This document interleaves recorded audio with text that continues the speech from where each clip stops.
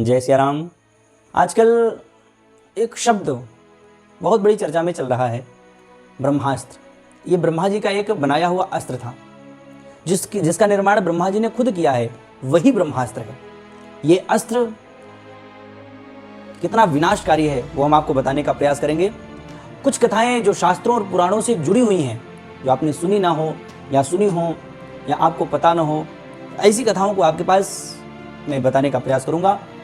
सीधा सा आसान भाषा में मैं कहूं ब्रह्मास्त्र को, तो आज का जो परमाणु बम है कुछ हद तक ब्रह्मास्त्र की तुलना में चल सकता है।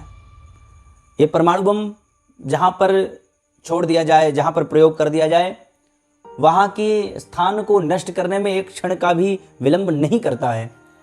अमेरिका के वैज्ञानिकों ने ब्रह्मास्त्र को पढ़ करके, ब्रह्मास्त्र को सुन करके उसी के अनुसार ये परमाणु बम बनाया। ये परमाणु बम जो ब्रह्मास्त्र की तुलना में कहीं बहुत कम है, और इसका इतना बड़ा प्रभाव है कि ये एक क्षण में कई शहरों को, कई राज्यों को, कई देशों को नष्ट करने की क्षमता रखते हैं।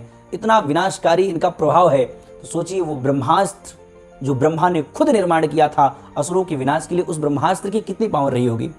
वो ब्रह्मास्त्र कितना प्रलयंकारी रहा होगा, कितना विनाशकारी रहा होगा। आपसे बताऊं, कुछ महाभारत काल के, कुछ रामायण काल की कथाओं में ब्रह्मास्त्र का प्रयोग हुआ है। महाभारत काल की कथा को आपको बताऊं तो अर्जुन के पास ब्रह्मास्त्र चलाने की विद्या है। अर्जुन की महिमा आपने सुनी ही होगी। धनुर्धनों में अर्जुन का नाम प्रथम स्थान पर आता है। और अश्वत्थामा, वह भी ब्रह्मास्त्र चलाने की विद्या जानता था। और अश्वत्थामा भी कोई साधारण नहीं है। सप्त चिरंजीवियों में अश्वत्थामा का नाम नंबर 1 पे आता है। तो अश्वत्थामा ने भी ब्रह्मास्त्र चलाया और अर्जुन ने भी ब्रह्मास्त्र चलाया, लेकिन व्यास मुनि ने आकर के रोक दिया कि 2 ब्रह्मास्त्र टकराएंगे तो प्रलयकालीन स्थिति हो जाएगी। एक परमाणु बम एक राज्य को नष्ट कर देता है, एक देश को नष्ट कर देता है, लेकिन अगर एक ब्रह्मास्त्र छोड़ दिया जाए तो पूरे के पूरे ग्रह को एक क्षण में समाप्त कर सकता है। व्यास जी ने आकर के निवेदन किया, 2 ब्रह्मास्त्र टकराएंगे तो प्रलयकालीन स्थिति हो जाएगी, इसको वापस करिए। निवेदन किया जब, तो अर्जुन ने अपने ब्रह्मास्त्र को वापस ले लिया। देखिए कैसी कला थी पहले के समय में। ब्रह्मास्त्र को चलाना भी जानते थे लोग और ब्रह्मास्त्र को वापस लेना भी जानते थे।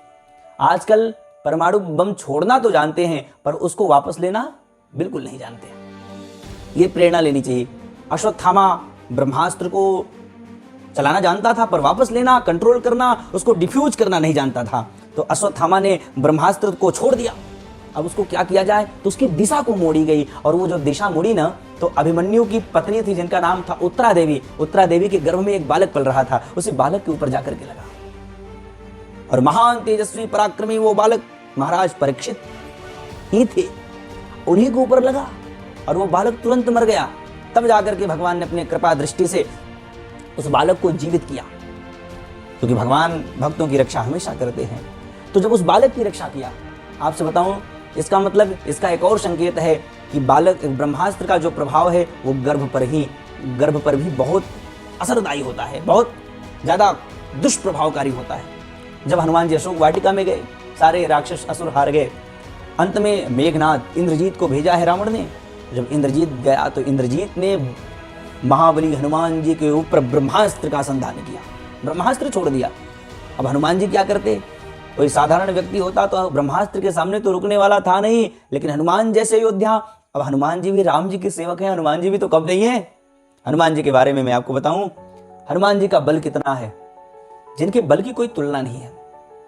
कहते हैं 10,000 हाथी का जो बल होता है वह एक दिग्गज हाथी में होता है, और 10,000 दिग्गज हाथी का जो बल होता है वह एक ऐरावत हाथी में होता है, और 10,000 ऐरावत हाथी का जो बल होता है वह एक इंद्र में होता है, और 10,000 इंद्र का जो बल होता है वह हनुमान जी की छोटी सी उंगली में विद्यमान है।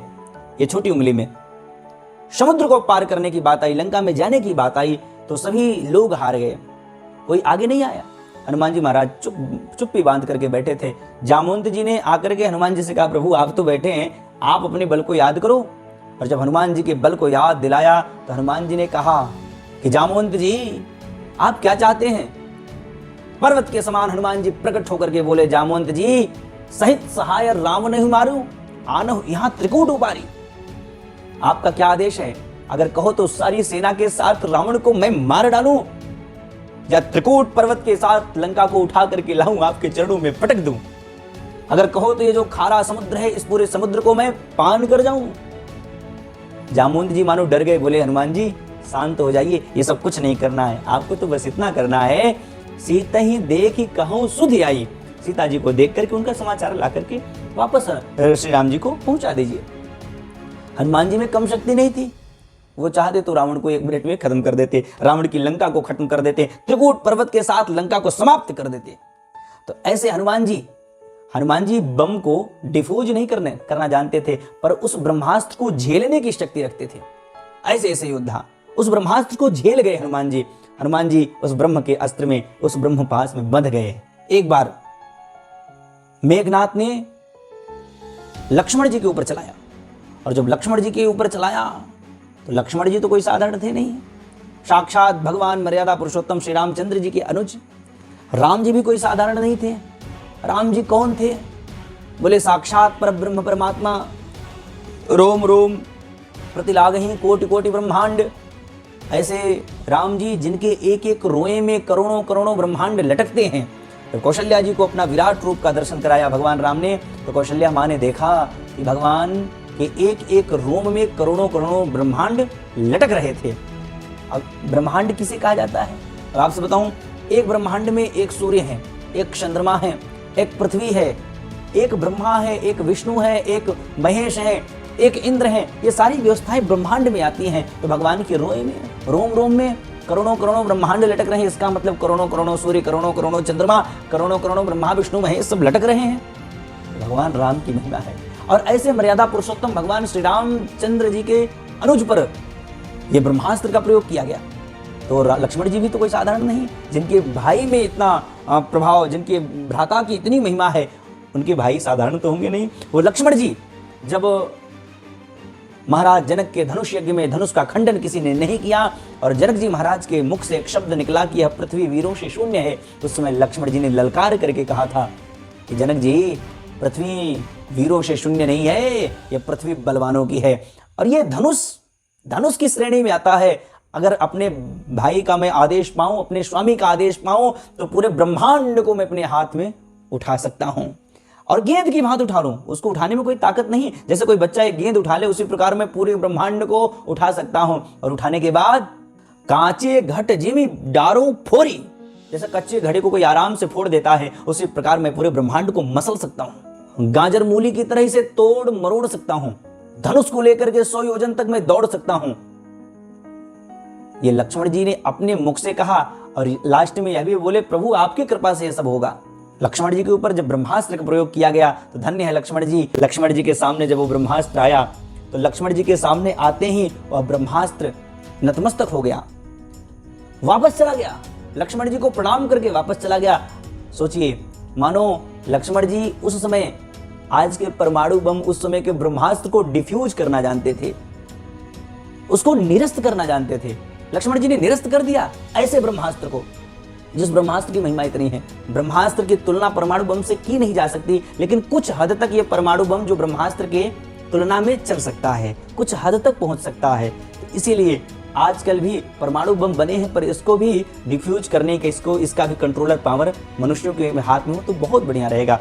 और आपसे बताऊं, जो ब्रह्मास्त्र जिसकी महिमा इतनी ज्यादा है, जो कितना विध्वंसकारी प्रलयंकारी ये ब्रह्मास्त्र है, उस ब्रह्मास्त्र के नाम पर कोई मूवी बनती है, कोई फिल्म बनती है और उस फिल्म में लव स्टोरी दिखाई जाती है, तो मानो ये ब्रह्मास्त्र शब्द का भी बहुत बड़ा कहीं न कहीं अपमान है। इसलिए निवेदन है, जो ब्रह्मास्त्र के ऊपर मूवी बना रहे हैं या फिल्म बना रहे हैं या कुछ भी, जो भी ब्रह्मास्त्र के ऊपर मूवी बनाए, फिल्म बनाए, पहले आप ब्रह्मास्त्र के बारे में जानिए कि ब्रह्मास्त्र है क्या। ब्रह्मास्त्र के बारे में जान करके एक अमेरिका का वैज्ञानिक परमाणु बम की रचना कर दिया और तुम ब्रह्मास्त्र के नाम पर एक लव स्टोरी मूवी बना रहे हो। ब्रह्मास्त्र के ऊपर मूवी बनाने से पहले ब्रह्मास्त्र को जानना बहुत जरूरी है। इसलिए निवेदन है, पहले आप ब्रह्मास्त्र को पढ़िए, ब्रह्मास्त्र को जानिए, फिर आप ब्रह्मास्त्र के ऊपर मूवी बना पाएंगे। और तब की जो मूवी होगी, उस मूवी में आप ब्रह्मास्त्र की महिमा को ठीक से प्रस्तुत कर पाएंगे।